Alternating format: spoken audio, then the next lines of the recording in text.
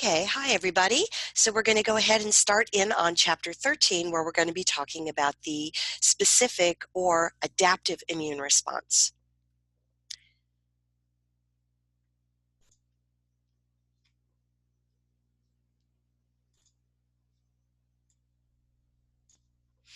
Okay, so our learning outcomes that we're looking for in the first part of chapter 13, we're going to describe how the third line of defense is different from the other two that we talked about in chapter 12.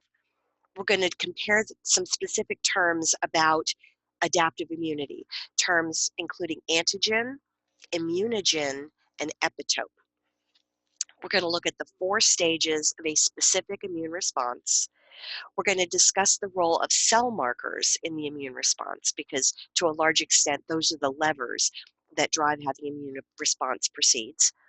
And then we're going to describe the major histocompatibility complex, which is one of those most important markers on the outside of cells. Okay, so adaptive immunity is acquired only after you have some kind of immunizing event like an infection, okay? So adaptive immunity is basically performed by 2 different types of cells. They're B and T lymphocytes. And those 2 types of cells are going to undergo a selective process that prepares them to react to one and only one specific antigen or immunogen. And that is a term referred to as immunocompetence, which is the body's ability to react to all kinds of foreign substances using these mechanisms of B and T cells, as opposed to somebody who is immunologically challenged or incompetent to be able to mount a proper immune response. Okay, so let's talk about some of those terms. So an antigen is a molecule that can be seen and identified by the immune system. Okay, so anything that can be recognized is an antigen. However, only if an immune response is provoked is it referred to as an immunogen. So typically immunogens are things that are associated with foreign substances. Now, we have antigens on the outside of our cell, are different cells. And this is something that's recognized by the immune system as self. So those are antigens, but they are not immunogens unless we have a problem, which we're going to talk about in the next chapter, which is called autoimmunity. So if the immune system treats our self antigens as immunogens and attacks, that's autoimmunity. Okay, typically these antigens are composed of proteins and or polysaccharides, and they're usually on the outside of cells, and also viruses are recognized with that. So any exposed or released protein or polysaccharide is potentially an antigen. Okay, so anything that's out there potentially is recognized by the immune system. Okay, and as I said, our own cells have antigens, things that are recognized by the immune system. Okay, and under normal circumstances, those self antigens do not evoke any kind of response from the immune system. Okay, so let's talk about some characteristics of specific immunity. So the first and most important part is specificity. So any given T or B cell is only going to respond to a single antigen. Okay, so it's not even the chickenpox virus. It is a specific thing produced by the chickenpox virus or on the outside of a particular cell that is recognized, okay? So that's one of the reasons why chickenpox virus is not going to function against the measles virus, because the specificity is towards the chickenpox. And one of the reasons that the flu virus is able to evade our immune system so successfully is that they change those antigens. They're able to mutate specifically those antigens so the immune system doesn't recognize it, even though we've been sick with the flu before. Another feature of specific immunity is diversity. So we're going to talk a little bit about how T and B cells mature and how all of those antigens are able to be recognized. But that's one of the things, is that we are able to produce antibodies and T cells that recognize virtually any kind of antigen. Inducibility is another component. So the immune system is going to sort of stay asleep. They're going to be having some cells out there doing surveillance. But by and large, the immune system is asleep until it is challenged. And that's what's referred to as inducibility. So all of a sudden, when that chickenpox virus shows up and we have immunity towards it, that chickenpox virus is going to wake up that part of the immune system and cause a response. Clonality is another feature. So it's not going to be just be one or two T cells that are going to deal with an infection. It's going to be a bunch of them. And so once the immune system is induced, it's going to make all kinds of copies of the T or B cell necessary to deal with that particular infection. Another concept that's really important is tolerance, and this is where self-antigens come in. So one of the parts that we're going to talk about of how T and B cells mature is that they are tested against our own self cells. And any antigen that a T or B cell responds to that is part of self is automatically going to be deleted so that we do not cause these autoimmune diseases. And then the last piece is memory. So our adaptive immune system is capable of remembering that it has been exposed to particular kinds of antigens.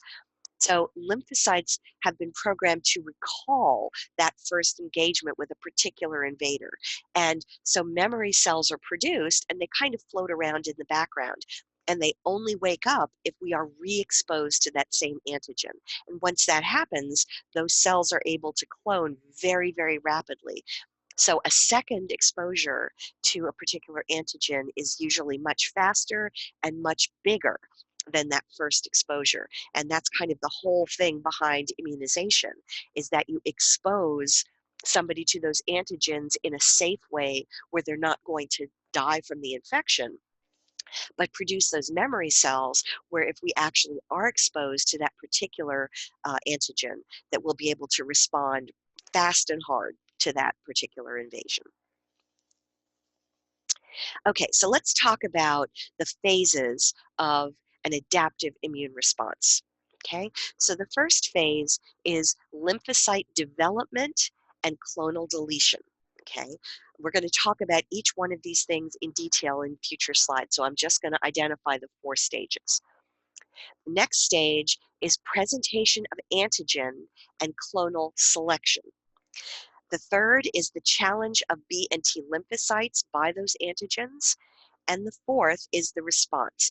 And it's either going to be a cell-mediated immune response, meaning T cells take care of the problem, or it's going to be a B lymphocyte response, meaning that it's going to be an antibody-mediated response. Okay, so let's look at each of those in details.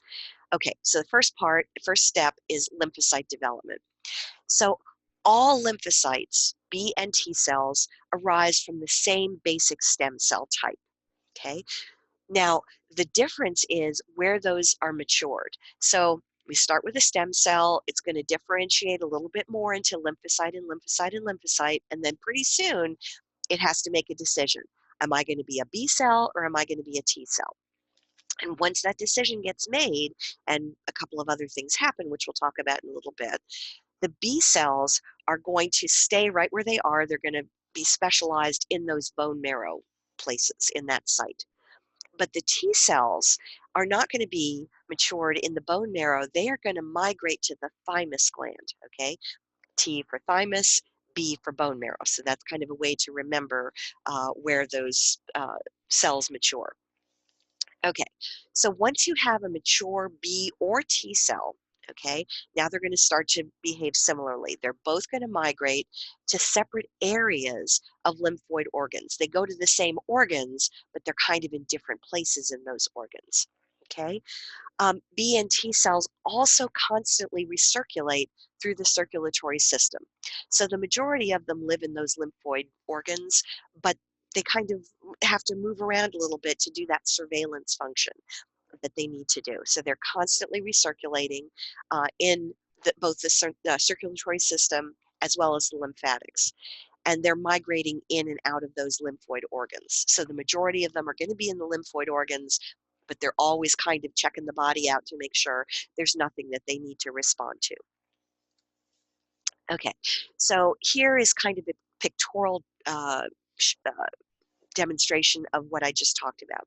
So we start at the top with that kind of pink cell with the big nucleus. That would be the stem cell. And again, it's going to mature to a certain point, and then it's going to make a decision. So on the left is the B cell pathway. So it's going to stay in the bone marrow, okay? It's going to fully mature, and then it's going to move to the spleen and the lymph nodes as the major places where they hang out, okay? Once an infection happens that they need to respond to, they're going to do a handshake with one of those antigen-presenting cells that we talked about as part of innate immunity. Okay, so this is the wake-up call. Okay, we need to have some kind of an antibody response. So that antigen-presenting cell is going to shake hands with the B cell, which is then going to start replicating. It's going to be clonal expansion. So all of a sudden, one B cell that's been woken up is going to turn into a whole bunch of B cells. And those B cells are going to make antibodies to be able to deal with the particular infection that's occurring. And then a few of those are going to differentiate into memory B cells. Okay, so here is where we get that immunization response, or that response where you become immune to that particular antigen. Okay, on the other side of the chart, on the right side, is the T cell. Okay, so again, we start with that stem cell, and it differentiates up to the point where it has to make that decision. It now decides, okay, I'm a T cell. So it is going to migrate to the thymus gland. It's going to complete its maturation process. And then it also is going to go to the lymph nodes and the spleen, although in different sections of those organs. Okay, so now we have a challenge with some kind of immunogenic molecule. And the first thing that's going to happen is a type of T cell referred to as a helper T cell. So there are three basic classes of T cells that are going to form. The first one is referred to as the helper T cell. And it's kind of the orchestra leader, okay? So it's going to kind of control a lot of aspects of the immune response. So it shakes hands with that antigen-presenting cell. In this case, we're showing a dendritic cell. Shakes hands, and now all of a sudden it's going to start waking things up, okay? So that T cell, helper T cell, is going to differentiate into a number of different kinds of things, okay? It can differentiate into a memory T cell. It can differentiate into a cytotoxic T cell, and it can stay a helper T cell, or it can become a regulatory T cell. And that's part of dampening the response back down. So once an immune response has completed its job of controlling a particular infection, you have zillions of circulating T cells, okay? And you don't want to keep making more and more T cells to respond to an infection that has been controlled. So part of the job of the immune system is to ramp up, deal with the infection, and then ramp back down again. So those regulatory T cells are part of that ramp down process. It kind of sends the all clear, okay, everybody who's an active T cell, we don't have to deal with this anymore, so please die and don't make any more copies. So that's part of the regulatory response. Okay, so now we have that whole clonal selection and expansion concept.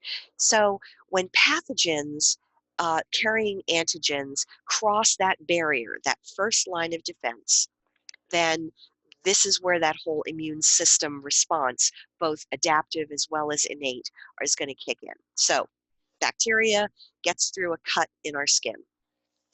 We have resident phagocytes right in the skin, kind of under that waxy layer that we talked about.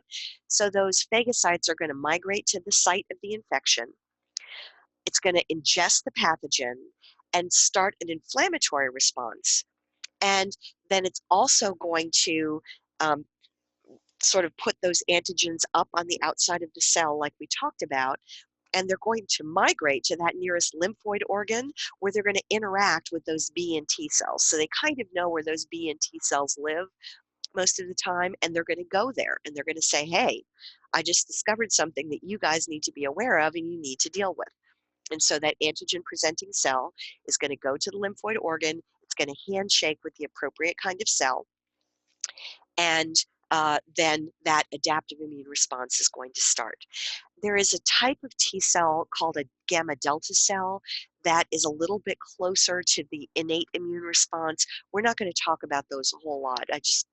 For completion, you need to know that there are some that are kind of more directly connected to the innate immune response.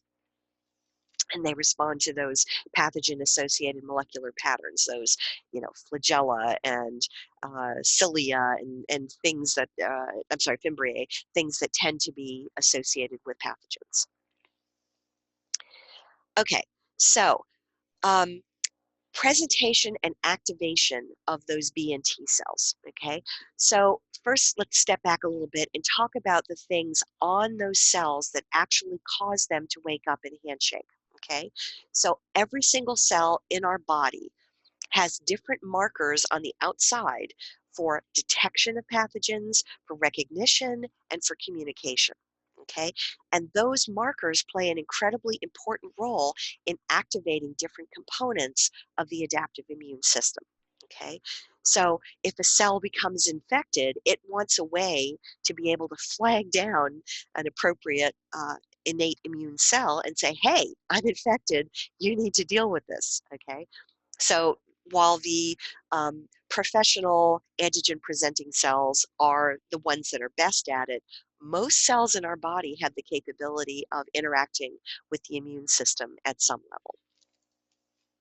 Okay, so one of those really important markers is called the major histocompatibility complex, or MHC.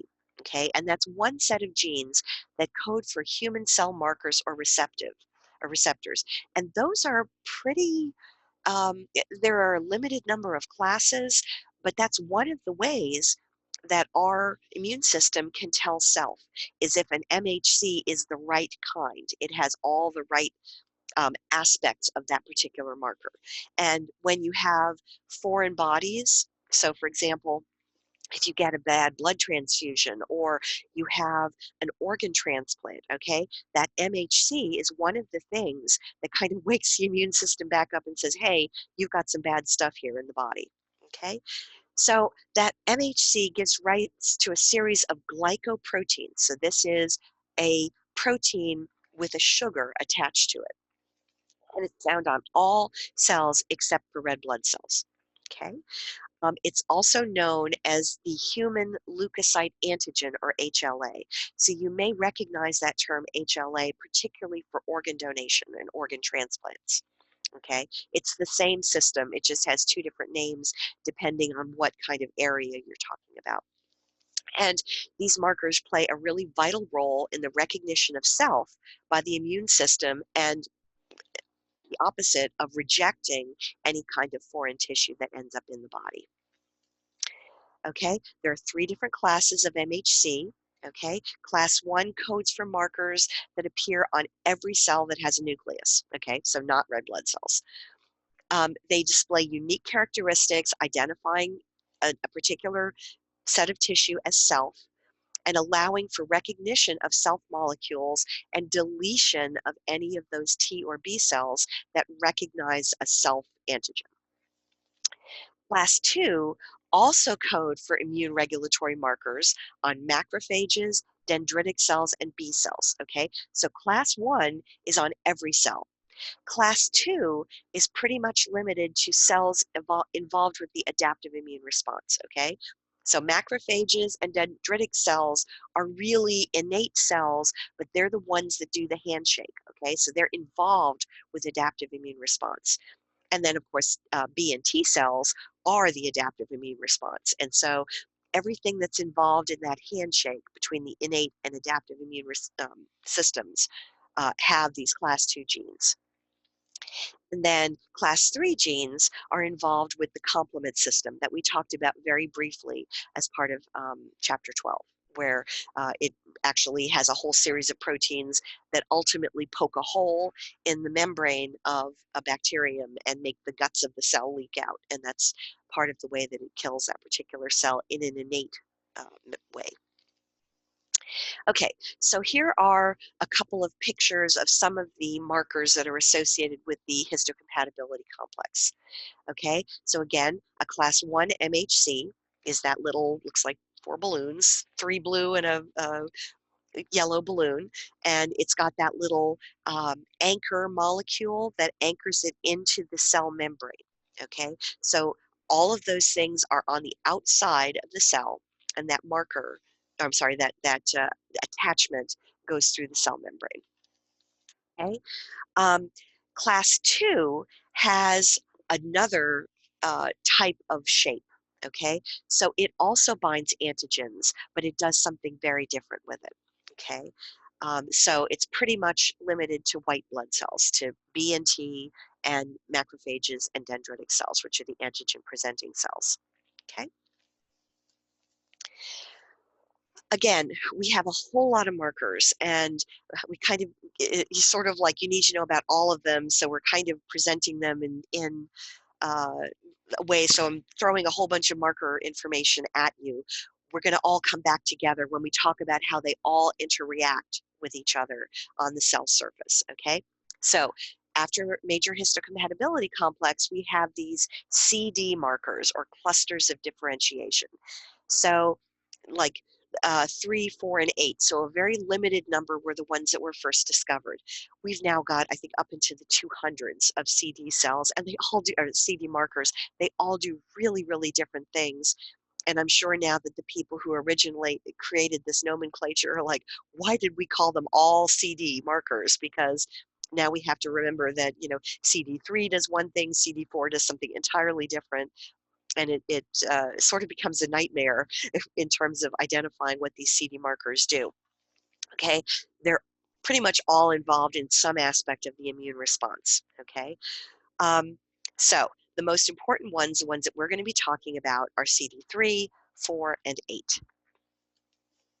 Okay, so the major role for these receptors, these lymphocyte receptors, are to grab antigens in some way. So typically, once the antigen is grabbed, then some kind of message is sent down into the cell to make it behave in a certain way.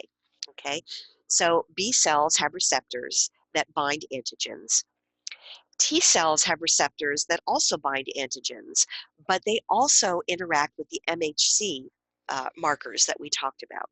Okay, so that handshake requires both these binding proteins as well as the MHC. Both of those pieces are involved in the handshake. Now, those receptors have the ability to respond to almost an infinite number of different antigens. Okay, so the challenge happens when that antigen is properly presented to either the B or the T cell. Okay, so once that handshake happens, one of the first thing that occurs is that B or T cell starts to divide and make lots and lots of copies. Okay, so they are referred to as clones. They're virtually identical cells that are created.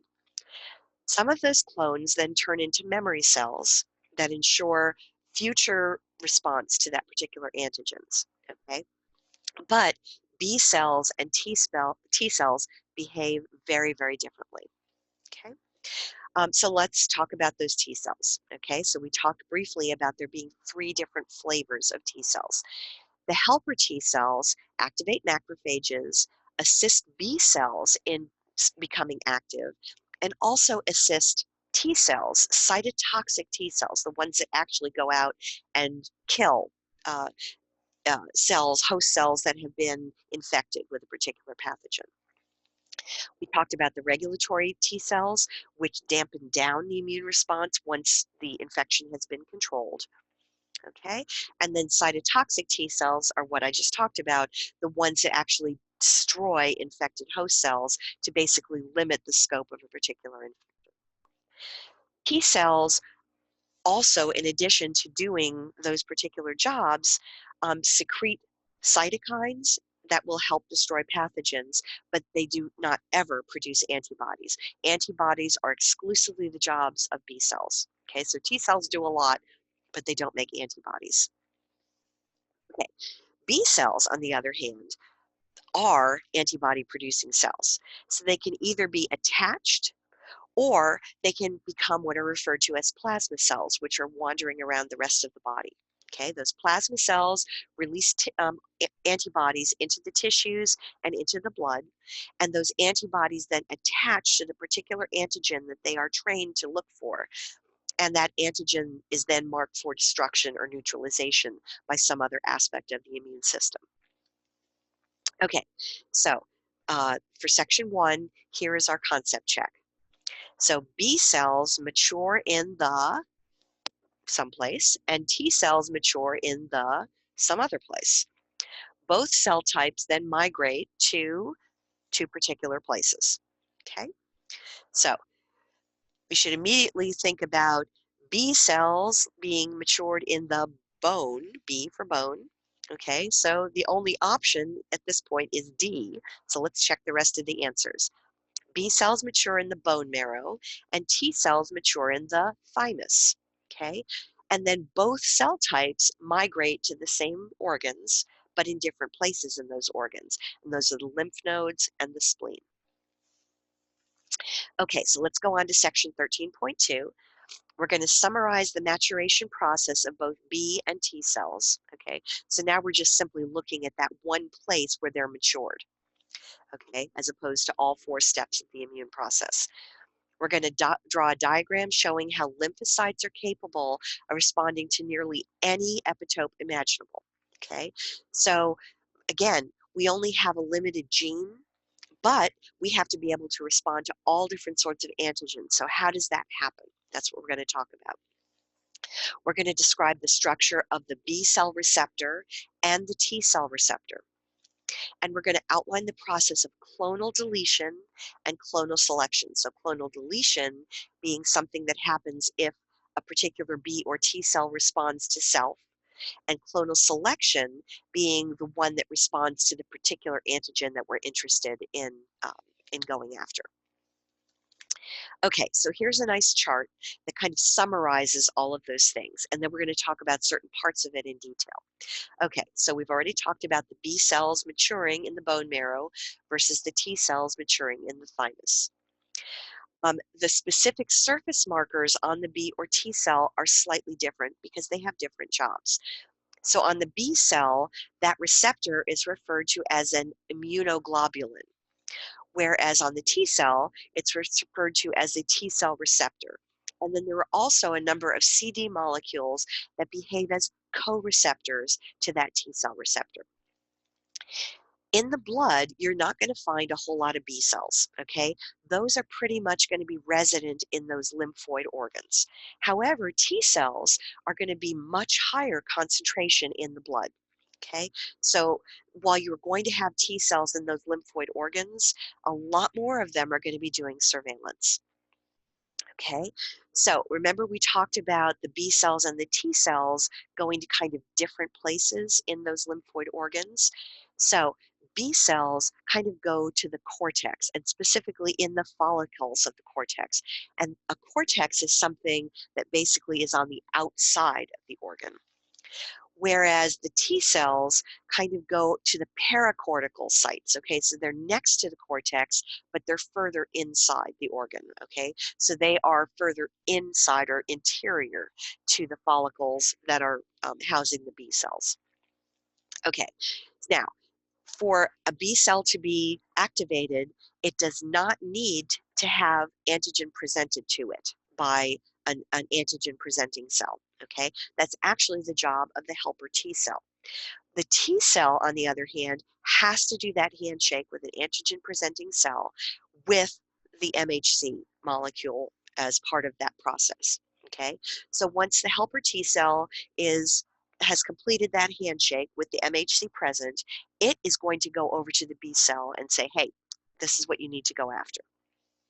Okay, the product of stimulation after a B cell is woken up is plasma cells. Okay, so the B cells that are attached inside the thymus, I'm sorry, inside the spleen and the lymph nodes are going to start making copies, and those copies are going to be released into the blood, but those original B cells are going to stay attached right where they were. However, antigenic stimulation of a T cell is going to create multiple types of T cells, all the ones that we talked about, helper T cells, regulatory T cells, and cytotoxic T cells. Okay, so all of those types are going to be released from where it's living in the spleen and the lymph nodes. So the general function of a B cell is to produce antibodies. And the general function of the T cells is to help other immune cells, so kind of orchestrate the immune response, suppress the immune response when necessary, and to synthesize cytokines, and then actually to kill infected host cells. Okay. So let's talk about specific events in the development of these different types of cells, okay? So let's focus first on the T cells. So the T cells mature inside the thymus gland, okay? And it's directed by the thymus gland and the hormones produced by the thymus gland, okay?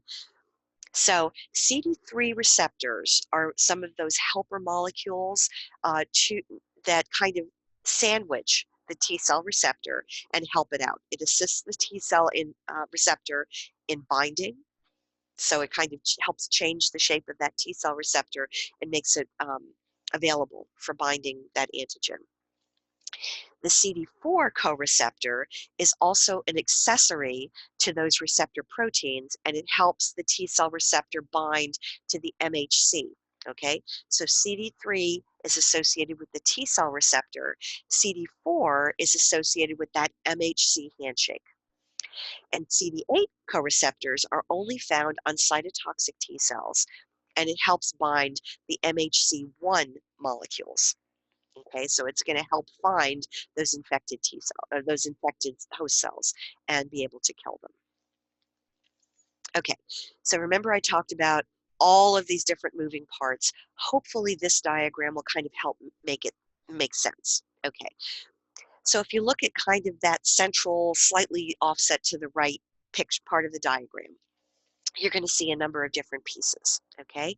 So you've got that CD3 co-receptor, those little blue bars, okay?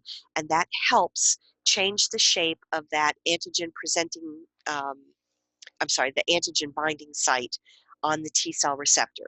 So that little guy that looks like it has antennae, the green one, it has little zigzags that go into the cell membrane, and then it's got this little bump, and then it's got these little antennae, okay? That is where the antigen actually binds on the T cell, okay?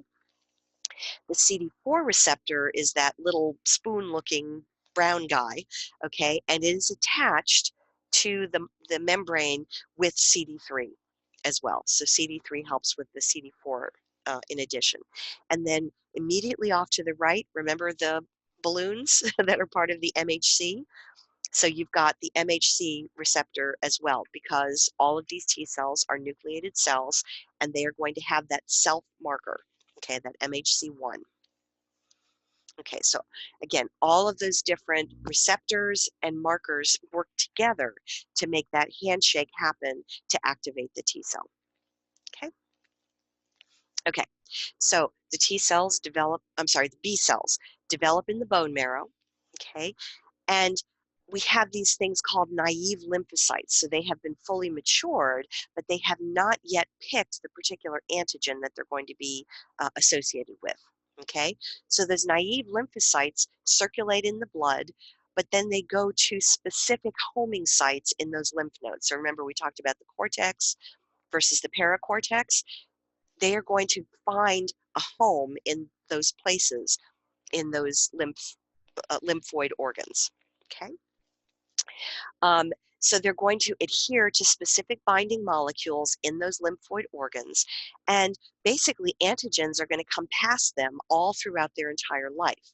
Okay, and it's only when the antigen that they specifically respond to, or antigen that is presented to them by an antigen presenting cell, that's what's going to make them wake up, become extremely specific to a particular antigen, and then make the immune response happen. Okay, so again, we've got a few more markers that we're going to talk about. And like I said, there are a ton of these markers. So we are really only looking at a very limited number. And I know you're looking at all of these things going, oh my goodness, there are a lot of markers, and there are a lot of markers.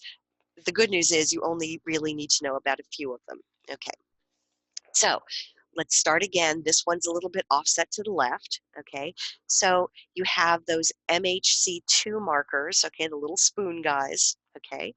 Um, and then you have the B cell receptor, which looks very much like an antibody. And that's kind of on purpose because these B cells are in the process of producing antibodies.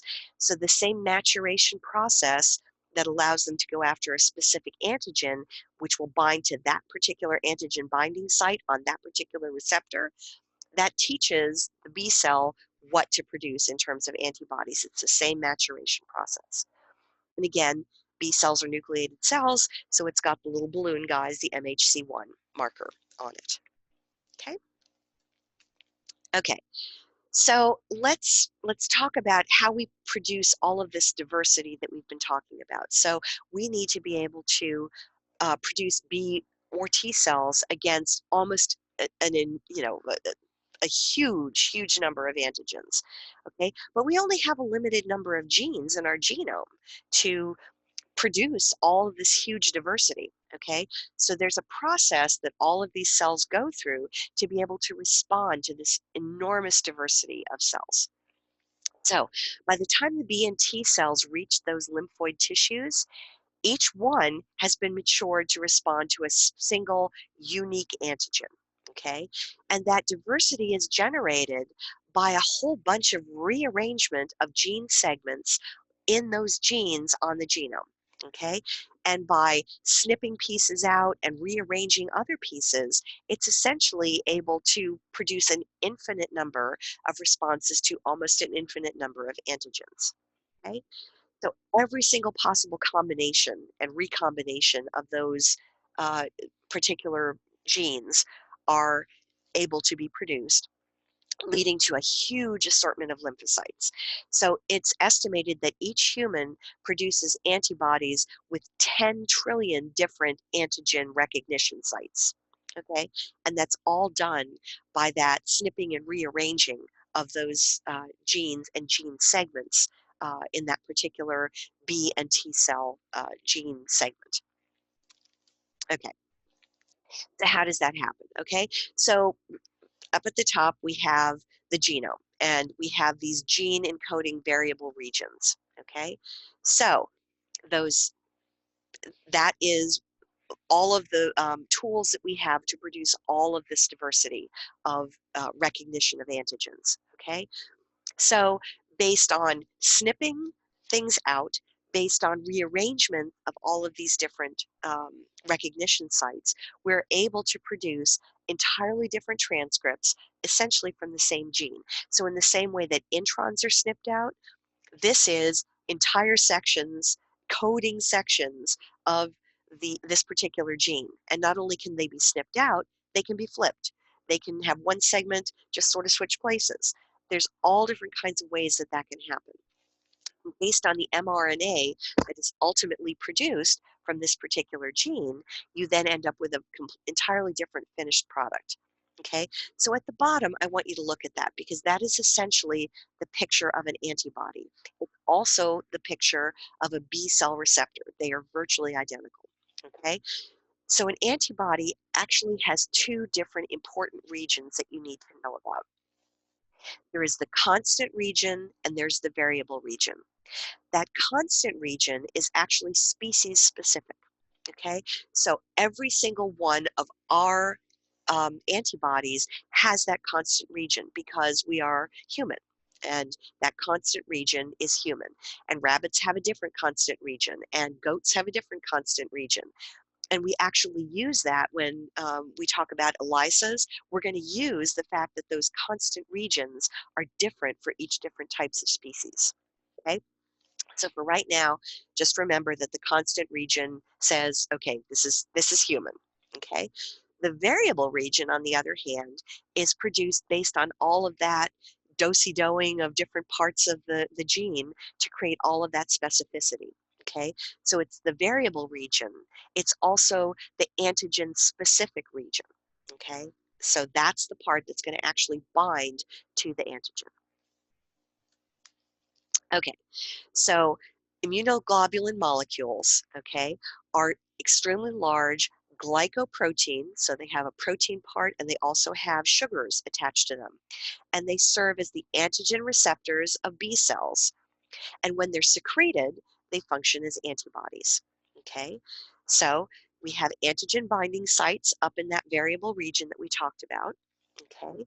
And we also have that constant region, or the bottom of the heavy chain, that is species specific, okay? And that does not vary from one antibody to another. Okay. All right, so T cell receptors actually look a fair amount like B cell receptors, but they are very different. However, the diversity is produced in exactly the same way. So in a different part of the genome, we have all the T cell um, pieces. And those pieces can be snipped out, they can be rearranged, they can be flipped around, whatever is necessary to be able to respond to that particular antigen. Okay? So very similar to B cells, it's genetic modification. They have variable and constant regions. They are inserted into the membrane and they have an antigen binding site. But the difference is they are smaller than B cell receptors and they are never secreted like antibodies are. Okay? So now we have the concept of clonal selection. So now that we've done all of this genetic rearranging and we have produced these receptors, okay, we now need to test them against various different kinds of antigens. Okay, so the first thing we want to do is we want to make sure that it does not respond to any self antigen. Okay, so anything that does is clonally deleted. So if it responds to the antigen on one of our host cells, they kill it. If it does not respond to self, it is then selected based on a response to a particular antigen. So if the antigen is present, for example, if we have an infection going on, that antigen would be present. It's going to wake up the B or T cell that responds to that antigen. Okay, so you have a lymphocyte that is programmed for that antigen. Once that antigen connects to that receptor, then all of this clonal selection, all of this clonal um, uh, expansion occurs. Okay, so the lymphocyte is specifically programmed to a particular antigen. Okay, before the antigen actually enters the tissue. Once it does, then only the ones that respond to that antigen are woken up and start into that whole uh, immune system response. Okay, so once that handshake happens, the clonal expansion, and it's really rapid. So those B and T cells start dividing like crazy. Okay, but that only happens after the antigen actually hits that receptor, whether it's the T cell or the B cell receptor. Okay, so again, one of those problems that happens since this process of making responses specific to antigens essentially happens as a random process. You don't want to have anything that reacts to self as part of that set of T cells or B cells that we have available for an immune response. Okay, so that's the clonal deletion process. So anything that responds to an antigen related to self during that testing process, that's killed and it's gotten rid of. So that is the clonal deletion portion of this.